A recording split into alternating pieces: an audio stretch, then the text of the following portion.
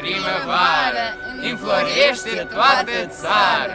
Floricele de câmpii, hai să le adunăm copii!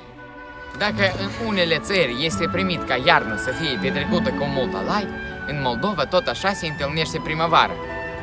Această sărbătoare simbolizează trecerea de la iarnă cu zăpezi albe la primăvară cu soare roșu răzând de după nori.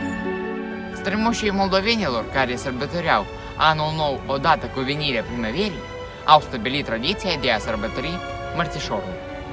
În această zi, oamenii își dăruiesc unul altuia mărțișoare și își spunea o mulțime de cuvinte de felicitare precum: Firul alb de sănătate, iar cel roșu prosperitate.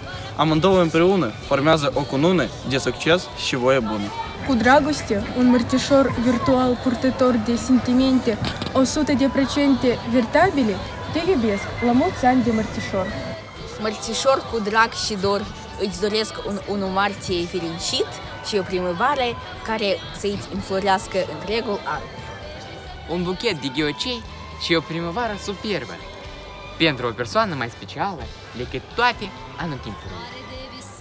Primăvara să-ți aducă un mărțișor de sănătate, un ghiocel de noroc, o rază de fericire, un nor de iubire și un soare strălucitor asemenea sufletului tău. În această dimineață, soarele a bătut în geam mai insistent. Ai deschis fereastră și ai lăsat primăvara să intre în casă. E 1 martie. Bucură-te! Natura a împletit din flori și din raze de soare mărțișorului fericirii, pentru că eu să ți-l pot oferi azi împreună cu toată dragostea mea. Până astăzi nu sunt date precise care ar atesta când și unde a luat naștere tradiția mărțișor. Exista o mulțime de legende despre mărțișor și ele se transmit din generație în generație. Cea mai răspândită legendă ne spune că o vrăjitoare rea de iarnă se luptă aprig și nu voia deloc să cedeze primăverii. Însă frumoasă primăvară, cu dăruire de sine și-a tăiat degetul, iar câteva picături de sânge au căzut pe zăpadă albă care s-a topit, iar mai apoi pe cel loc au crescut ghiocei. În așa fel, lupta a fost câștigată de primăvară și iarna a cedat. Pe meleagurile Moldovei sunt multe tradiții și obiceiuri, dar unele din ele au dispărut, iar altele sunt uitate. De aceea nu se știe exact semnificația lor. Se zice că prima zi de primăvară este ziua Babii Dochea, personajul principal în toate legendele de primăvară.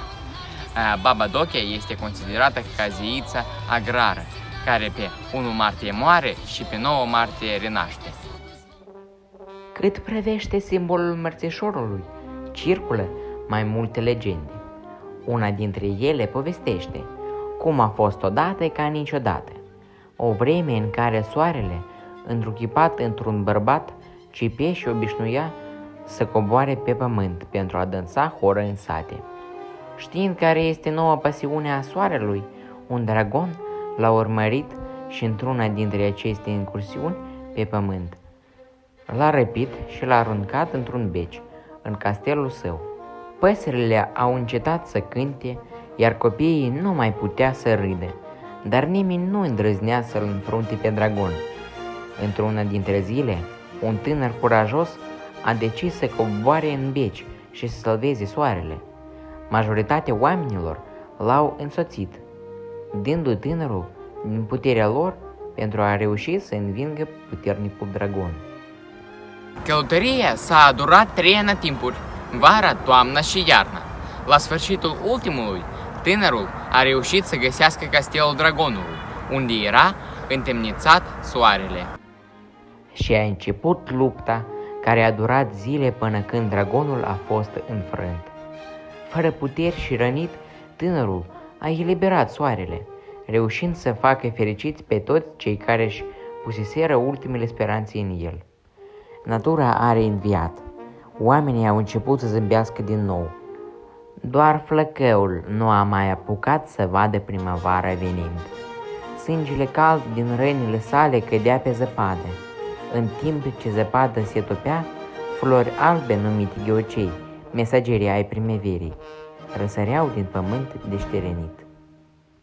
Când ultimul strop de sânge al tânărului s-a scurs pe zăpadă imaculată, a murit fericit că viața sa a servit unui scop atât de nobil. De atunci, oamenii obișnuiesc să întâmplească doi ciucuri, unul alb și altul roșu. La începutul lunii martie, bărbații oferă această amuletă numită mărțișor fetelor pe care le iubesc. Culoarea roșie reprezintă dragoste pentru tot ceea ce e frumos și rămâne simbolul sângelui, bravul tânăr.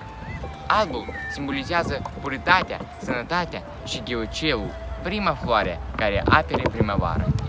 Astfel, se poate spune că șnurul de care se agață mărțișorul este și el un simbol al trecerii de la iarna, cea albă și rece, la primăvară, mustind de viață ca focul și sângele.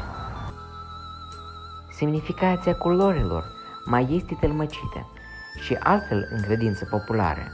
Se poate spune că roșul, dat de foc, sânge și soare, este atribuit vitalității femeii, iar albul, ca zăpada rece și pură, ca apele înspumate, semnifică înțelepciunea bărbatului.